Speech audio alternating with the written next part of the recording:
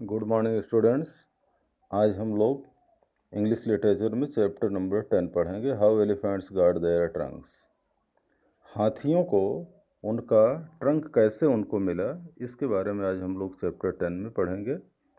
Read and enjoy. इस lesson को आपको, कोई भी लेसन आपको बार बार पढ़ना चाहिए, इससे उसके क्वेश्चन आंसर में आपको कोई दिक्कत नहीं होती है जब उसका आपको मीनिंग समझ में आ जाता है।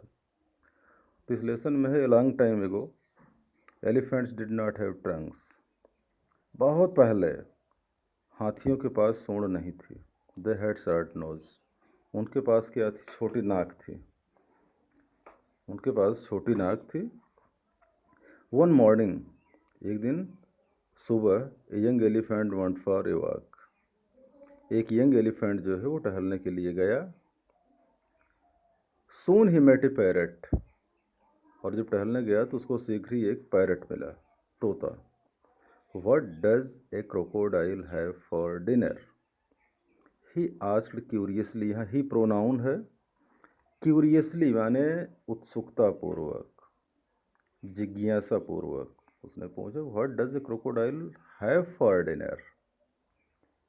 कि जो क्रोकोडाइल होता है, डिनर के लिए उसके पास क्या होता है?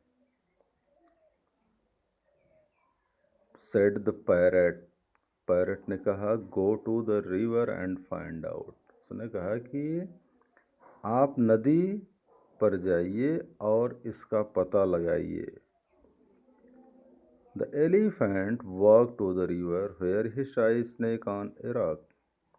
तो एलिफेंट क्या करता है को टहलते हुए गया, नदी पर जाता है, गया where he saw snake on a rock. तो वहाँ देखा एक रॉक पर एक स्नेक था, सांप था, चट्टान। रॉक मीन्स चट्टान।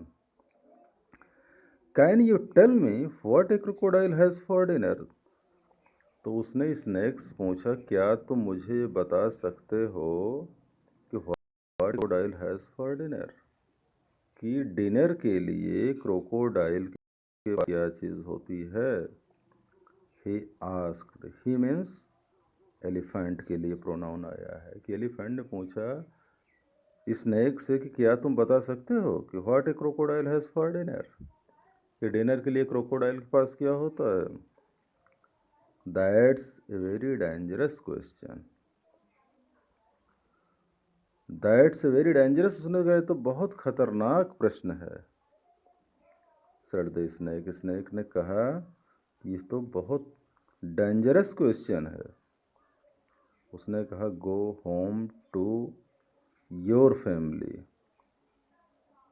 उसने कहा go home to your family. उसने कहा कि आप घर पर अपने परिवार में जाइए। Go home to your family. However, जहाँ तक the elephant ignored the snake's advice.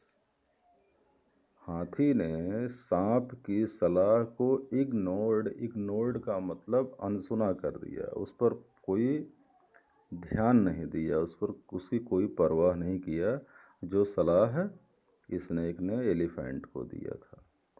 And worked on until he found a crocodile. और वो टहलता ही रहा जब तक उसको एक क्रोकोडाइल नहीं मिला। What do you have for your dinner, he asked. उसने क्रोकोडाइल से पूछा कि तुम अपने पास डिनर के लिए क्या रखते हो, क्या होता है तुम्हारे पास डिनर के लिए, डिनर किस चीज़ से तुम करते हो? Said the crocodile.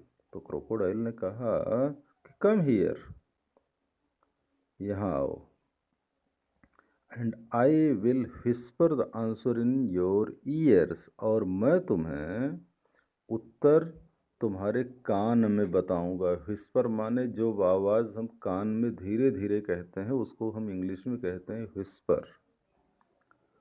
The elephant moved closer to the crocodile. हाथी चहलकदमी करते हुए क्रोकोडाइल के नज़दीक चला गया। I think I will have you for dinner today. Crocodile कहता है कि I will have you for dinner today. उसने कहा कि आज डिनर में मेरे पास तुम होगे।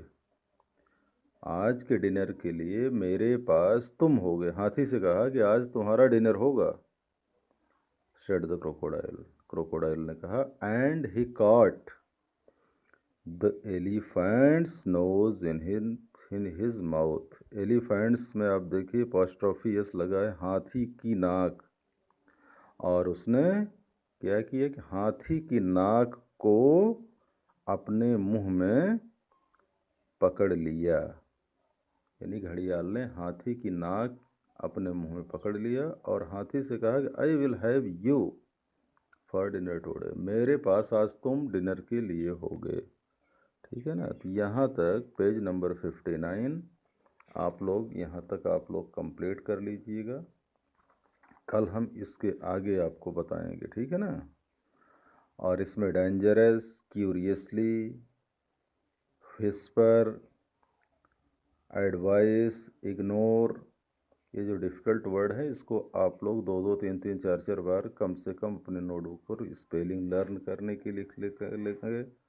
और वर्ड मीनिंग भी जो आपको दिक्कत हो आपको पीछे लिखा हुआ है उसको नोट कर लीजिएगा। और जो भी वर्ड मीनिंग आई है उसको मैं मेंशन कर देता हूँ। ठीक है ना। तो today your class over. Thank you very much.